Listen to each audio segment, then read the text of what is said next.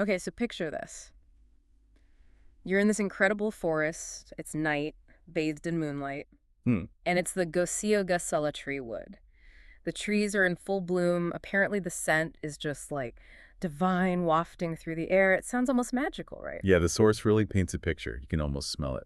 Peaceful. Exactly. Yeah. And right there in this beautiful, serene setting, this question comes up. The big one. Yeah. What kind of monk would truly illuminate or grace such a beautiful place? It's not about, adding more light physically. No, it's deeper than that. It's about spiritual radiance. Right. What kind of person adds that spiritual brilliance to an already, perfect spot? Yeah, what's so great about that question is it's not just some old debate from ancient India. True. It feels timeless. Yeah. It's asking what really gives someone or a place they're in that resonance, that feeling of wisdom and deep peace. What qualities actually do that? And that's exactly what we're diving into today. This amazing conversation recorded in our source text. Among some heavy hitters, too. Yeah. Oh, yeah. Some of the Buddha's most famous disciples. Each one gives their take on what spiritual excellence looks like. And it builds, right, leading up to the Buddha's own view. It really does. There's this fantastic aha moment at the end. So let's get into it. Okay. So our story starts with this gathering. You've got Mahāmoggallāna, Mahākassapa, and Anuruddha heading over to see Sāriputta in the Gosinga wood. Right. And then Ānanda and Revata join them too. It's like this spontaneous meeting of, giants of the path.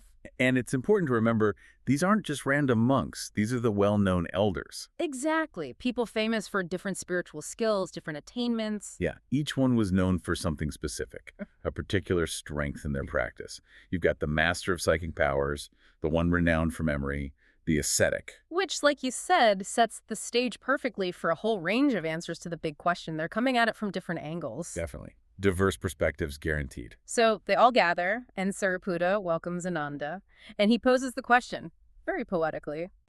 He points out the beauty again, the moonlit night, the blooming trees, the scent, and asks, okay, what kind of monk illuminates this? It's such a great framing. It's not about the physical, Yeah. is it? The place is already beautiful. Right. It's about the person. What spiritual quality enhances or completes that sacredness? Wow. How does someone's inner state, vibe with the perfection of the place? Adds to it, yeah. An interesting way to think about presence. Totally. And the answers they give really cover a whole spectrum of what spiritual excellence could mean. Let's hear them. Okay, first up is Ānanda. Remember, he was the Buddha's attendant, famous for remembering everything. The keeper of the teachings. Exactly. So his answer is, the monk who illuminates the grove is someone who is learned. They remember the Dharma, the teachings, beautiful beginning, middle, end. Okay. And they don't just remember, they understand it deeply. And crucially, they teach it well, eloquently, aiming to help others get rid of their defilements, their mental junk. So for Ānanda, it's about knowledge and communication, sharing the wisdom. Pretty much. Which makes you think, right? Is wisdom really doing its job if it's just kept inside? Ānanda's view puts a big emphasis on sharing, on teaching effectively. Yeah, embodying it and then passing it on, helping others find freedom. So the illumination comes from activating that knowledge through teaching, making it live for others. Makes sense. But then you get Revata's answer, and it's, almost the opposite. Ah, Revata. Known for meditation, right? Right. He says the illuminating monk is one who delights in solitude, someone dedicated to achieving inner calm of mind, someone who seeks out empty dwellings. Wow, okay. So not about teaching or sharing, but about going inward. Exactly. Total contrast with Ānanda. Revata points to the power of internal peace, the practice of solitude. For him, the real work, the illuminating work, happens quietly, inside.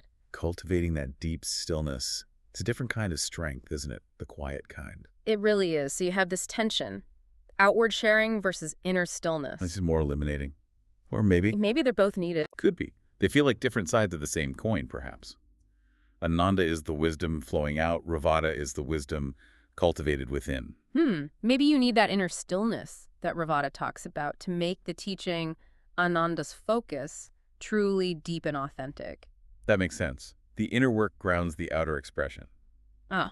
Okay, who's next? Next is Anuruddha, and his answer is pretty mind-blowing. Okay. He talks about a monk with a purified divine eye, someone who can, get this, survey 1,000 worlds. Wow. Like literally see other realms. The image he uses is like someone standing on top of a palace looking down and seeing loads of chariot wheels. That kind of vast perception. So this is about heightened perception, psychic ability almost. Seems like it. Anuruddha suggests that this kind of deep seeing, perceiving the hidden realities, the bigger picture beyond just the physical grove, that's what illuminates it. Interesting. Illumination through expanded awareness. Seeing the true nature of things on a cosmic scale. Yeah, seeing beyond the ordinary. Very different again. Definitely. Okay, what about Mahākassapa?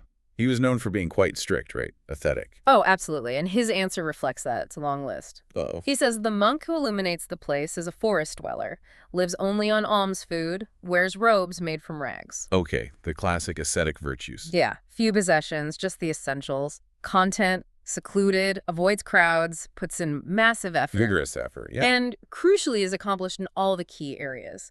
Virtue, concentration, wisdom, liberation, and the knowledge and vision of liberation.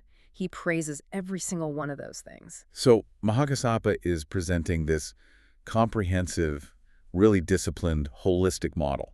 Totally. It's not just one thing. It's the whole package. Asceticism, detachment, and full inner development across the board. His view seems to be that it's this complete dedication, embodying the path in this really rigorous way that brings the illumination. A demanding path. Makes you wonder. Yeah, could we do that today in our lives? The high bar. So we've had learning, solitude, divine sight, rigorous discipline. What else? Mahāmoggallāna. His view is unique again. He talks about two monks. Okay, interaction this time. Yes. Two monks deep in an abhidharma discussion. That's the really detailed, systematic analysis of Buddhist philosophy. Right, the deep stuff. They're questioning each other, answering back and forth, not getting stuck. Their dharma talk proceeds. So illumination through intellectual sparring, through collaborative inquiry. Seems like it. The value of rigorous discussion, testing ideas, refining understanding together. So it's not just solitary practice or one-way teaching, it's the dynamic energy of shared exploration, truth emerging from dialogue. Yeah, bringing wisdom alive through that interaction. Okay, that leaves one person. Sāriputta himself, the one who asked the question. What's his take? Mahāmoggallāna asks him, and Sāriputta's answer is, well, it's about mastery. Mastery of what? He says the illuminating monk is one who masters his mind, not being mastered by it. This monk can enter and stay in any meditative state they choose whenever they want, morning, noon, evening. The text compares it to a king opening a chest full of different colored robes and picking out whichever one he fancies wearing at that moment. Wow, that's profound. Ultimate mental freedom. Exactly. Complete control over your own state of consciousness, not being pushed around by moods or thoughts or external stuff. That ability to just choose your mental state at will, that really does sound like a form of illumination. Inner liberation manifested as control. So for Sāriputta, the core is mastering the mind itself. That's the source of light. Fascinating. What a range of answers. Isn't it? So after they've all shared their views, they decide, let's go ask the boss. Makes sense. Go to the source. They go to the Buddha and they lay it all out. They recount the whole conversation, exactly who said what about illuminating the Gosinga wood. And what does the Buddha say? Does he pick one? Well, first, and this is really important, he says each answer was well-spoken. So he validates all of them. Yes. He recognizes the value in learnedness, in solitude, in divine sight, discipline, discussion, mental mastery. All of it. That shows the path isn't narrow, right? No. There are many facets to spiritual excellence, many ways to shine. Definitely. But then, Sāriputta, sharp as ever, asks the follow-up. The crucial question. He asks, okay, they were all well-spoken, but Venerable Sir, whose statement was best spoken? He wants the ultimate answer, the core principle. Exactly. And the Buddha's reply is incredibly simple, incredibly direct. It cuts right through everything else. Okay, what is it? He says the monk who truly illuminates the place is one who, after finishing their meal, goes and sits down cross-legged, holds their body straight, sets up mindfulness right there in front of them. Okay, the meditation posture. And makes this absolute rock-solid resolution. I will not break this posture until my mind is liberated from the defilements, completely freed without clinging. Wow. That's it. So it's not about any specific skill or quality they already possess. It's about the commitment, the unwavering resolve right here, right now, to achieve full liberation. Exactly. That single-minded determination to break free from suffering. That's powerful. It doesn't dismiss the other qualities. No, he already said they were well-spoken. Right. But it highlights that the ultimate source of illumination, the thing that really makes the difference, is that fundamental, personal, driving commitment to liberation itself. That's the engine. Yeah.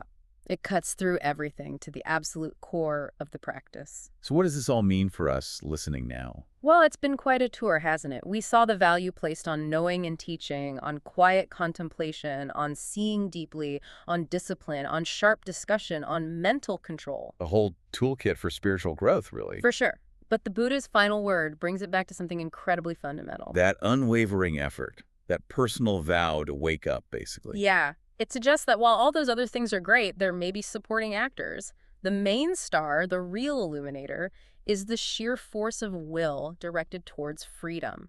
That radical commitment to transforming your own mind. It really makes you think, what does illumination mean for you personally in your life? What lights things up? Yeah, it's a great question to sit with. So maybe the final thought for everyone listening is, in our world today, with all its complexities, what aspect of growth do you think is most essential for your own illumination? Is it digging deep into knowledge? Finding your solitude? Expanding your perception? Maybe tightening up your discipline? Or is it engaging in meaningful conversations, mastering your own thoughts and emotions? Or is it, like the Buddha pointed to, that fierce, personal, maybe solitary focus on profound inner change? What illuminates your personal Gosingasāla tree wood?